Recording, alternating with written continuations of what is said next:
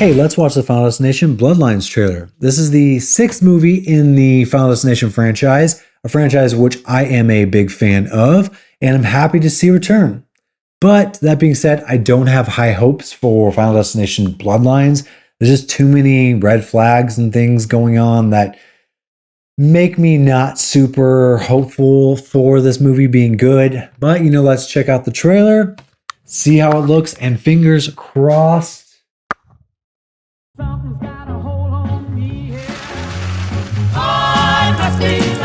Drinks all around.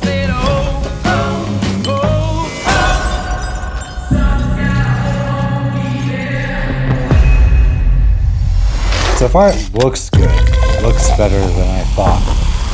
Family. Okay, Don't get to cool pick new the line one title you reveal. get. Just gotta love the one you got. I always knew this day would come. I got it. I don't think you got it. I held him off for years. Charlie, get up here. He's a relentless son of a bitch. Won't stop till he finishes the job.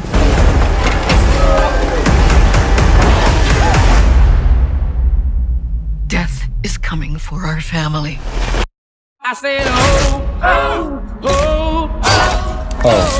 Yeah, I forgot to say that before I started the trailer, but I mean, based off the title Final Destination Bloodlines, I assumed it was going to go back, somehow tying it into the Bloodlines origin, as we haven't seen that a million times. Hellraiser, Bloodlines, etc.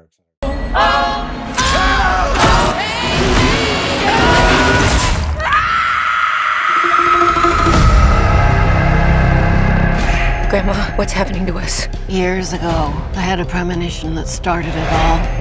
I saw what death was about to do.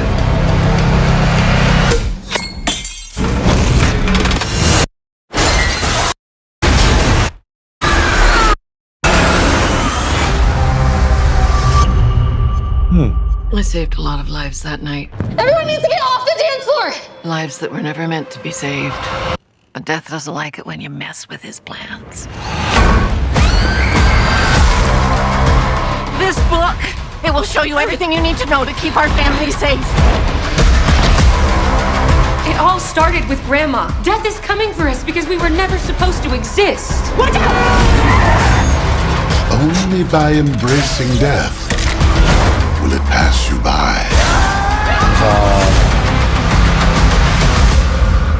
Maybe Death's not actually coming for our family. Because that would be crazy. Good luck.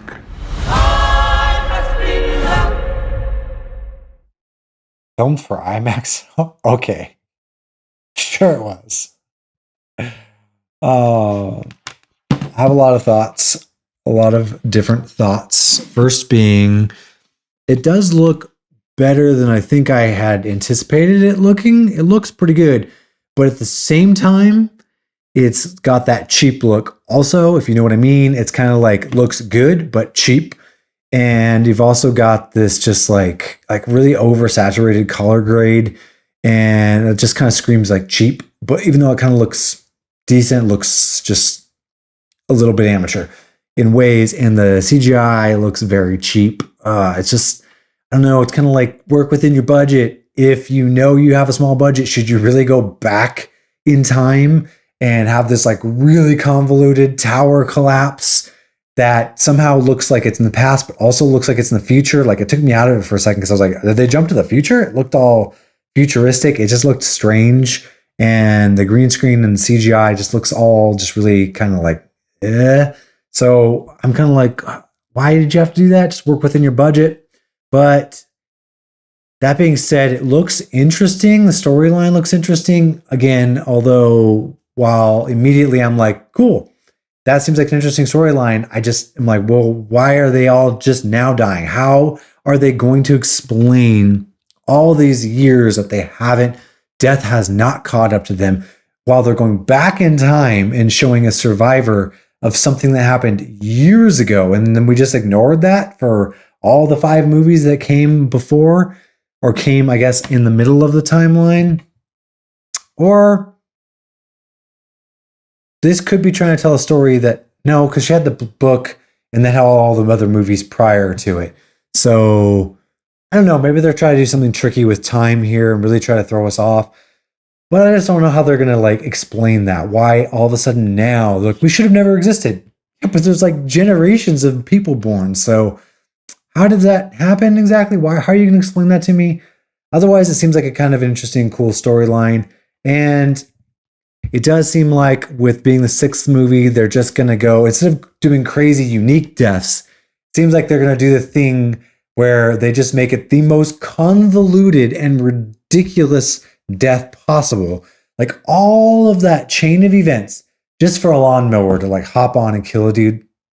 I mean, come on. If you're like me and you're in the theater, you're like, okay, I know that's not going to be it. I know that's not going to be it. And it's like, really? It was a lawnmower? That's it? I honestly would have been almost just as happy if like the lawnmower had just started on its own and rolled over the guy. It would have been almost just as satisfying. It's like anticlimactic to see all of this stuff happen for a very basic death.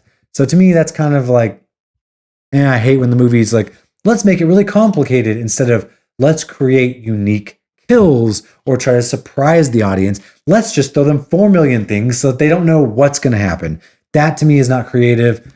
But, like I said, other than that, honestly, it looks pretty good still overall. It kind of looks like how I expected it in a way because it looks like better and also worse, which just balances out, if that makes any sense.